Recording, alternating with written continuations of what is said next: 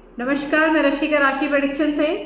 आज आप लोगों से मैं बात करूंगी वात, पित्त और कफ। अगर ये दोष मैंने लास्ट वीडियो में बताया था आप लोगों को कि किस किस वात, पित्त और कफ में से किन किन चीज़ों का इम्बैलेंस होने से क्या क्या प्रॉब्लम आती है।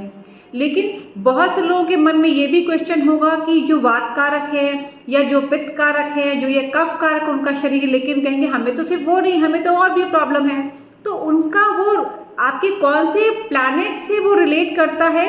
आपके पित्त कारक का आपका शरीर है तो उसमें आपके कौन से दो प्लैनेट है जो कि इम्बैलेंस होते हैं, तो आपको ये प्रॉब्लम देखने को मिलती है। तो अगर आपको मैं बताऊं कि अगर आपका शरीर पित्त कारक है तो आपके शरीर में आपका एयर एलिमेंट और आपका अर्थ एलिमेंट ये इम्बैलेंस होता है, तो आपको पित्त की प्रॉब्लम जो है वो ज़्यादा बढ़ जाती है। यही तो एलिमेंट अगर बैलेंस नहीं होंगे तो आपको दिक्कत आएगी। तो अगर आपको ये चीज़ें अगर बैलेंस होती है तो आपके अंदर एनर्जी, आप देखेंगे एनर्जी वाले होते हैं ये लोग। एनर्जी आपकी बहुत अच्छी है, आपके अंदर क्रिएटिविटी बहुत अच्छी है, आपके कम्युनिकेशन जो है बहुत ही अच्छा है, सब कुछ ठीक है। मीन्स कि आपका पित्ता बैलेंस है, दिक्कत नहीं है उसमें आपको, है ना।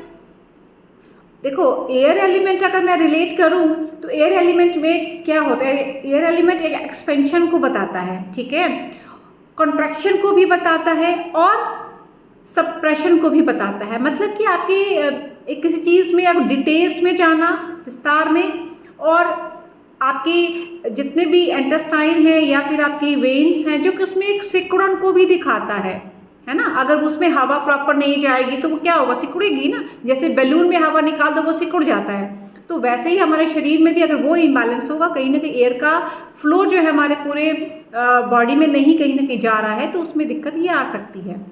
एक दबाव इस टाइप का, कुछ एक इस टाइप का प्रेशर वाली चीज़ें भी हो सकती है। तो मैं जस्ट एक समझाने की कोशिश कर रही हूँ। तो मैं बिल्कुल डॉक्टर नहीं हूँ, लेकिन एक इन चीज़ों से थोड़ा सा आपको रिलेट करने की कोशिश कर रही हूँ कि आप लोग इन चीज़ों से समझ पाएंगे थोड़ा सा, है ना। जैसे मैंने एयर का बताया, एयर का फ्लो हमारी बॉडी में जहाँ जहाँ होता है, अगर वहाँ पे फ्लो प्रॉपर नहीं हो रहा है, जैसे बहुत लोगों को सांस की प्रॉब्लम हो जाती है, वो सांस नहीं ले पाते ठीक से, उनको ब्रीदिंग की इश्यू है, तो वो एयर एलिमेंट बैलेंस नहीं होता है कहीं ना कहीं, तभी तो ये प्रॉब्लम आ रही है। उसके बाद आता है आपका अर्थ एलिमेंट में आ गया आपका बोन्स। मैंने पहले भी बताया है, बोन्स हो गए, आपके फ्लैशेस हो गए, आपके टिश्यूज़ हो गए हैं, आपके स्किन हो गई है, आपके हेयर हो गए हैं। तो अगर ये भी, अगर आपकी इसमें भी कुछ ना कुछ अगर आपको दिक्कत आ रही है, आपको जॉइंट्स रिलेटेड प्रॉब्लम आ रही है, आपके स्किन में रैशेज़ हो रहे हैं, बहुत सेंसिटिव स्किन हो गई है, तो ये सब चीज़ें भी जो है इससे रिलेट करती हैं, ठीक है ना। तो जब हम इन चीज़ों को अगर हम देख पाएंगे कि अगर ये चीज़ें हमारी बैलेंस नहीं हो रही हैं, तो वो कहीं ना कहीं हमें उस दोष को बता रहा है कि हमारी बॉडी में इन चीज़ों का हमें ध्यान रखने की ज़रूरत है। अगर यही चीज़ों का हम ध्यान रखेंगे तो हमारा जो पित्त दोष है वो बहुत ज़्यादा हाई नहीं जाएगा।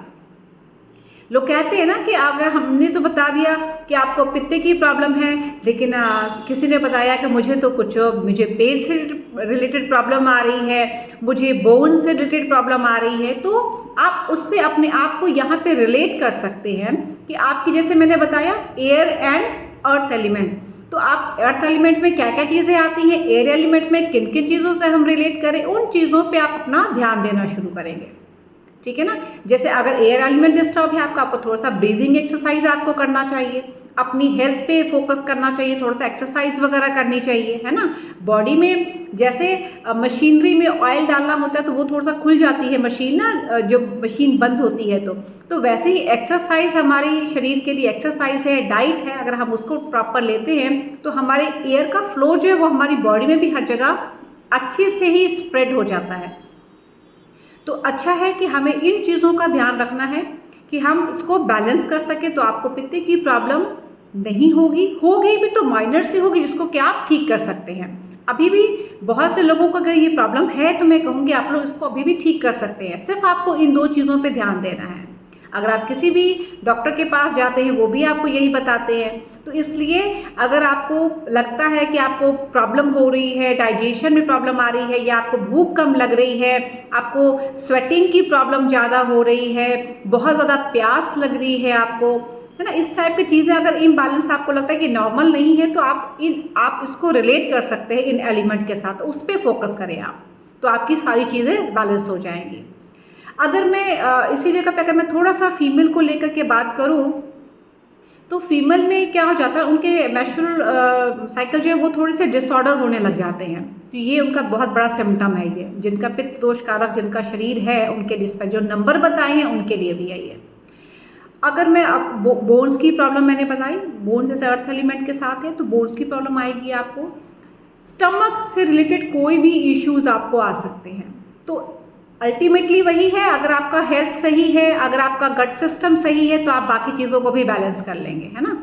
कॉन्स्टिपेशन की प्रॉब्लम आपको हो रही है, आपका डाइजेशन बहुत अच्छा नहीं है, आपको स्टोन्स की प्रॉब्लम हो रही है किडनी में या आपके गॉल ब्लैडर में, आपका स्लीपिंग साइकिल डिसऑर्डर हो रहा है, अच्छे से आप नींद नहीं ले पा रहे हैं अपने, आपका मूड स्विंग हो रहा है बार बार, बहुत जल्दी जल्दी आपको कोल्ड हो जाता है, आपको गैस की एसिडिटी की प्रॉब्लम हो रही है, तो ये सारे जो है वो सिम्टम हैं इसके।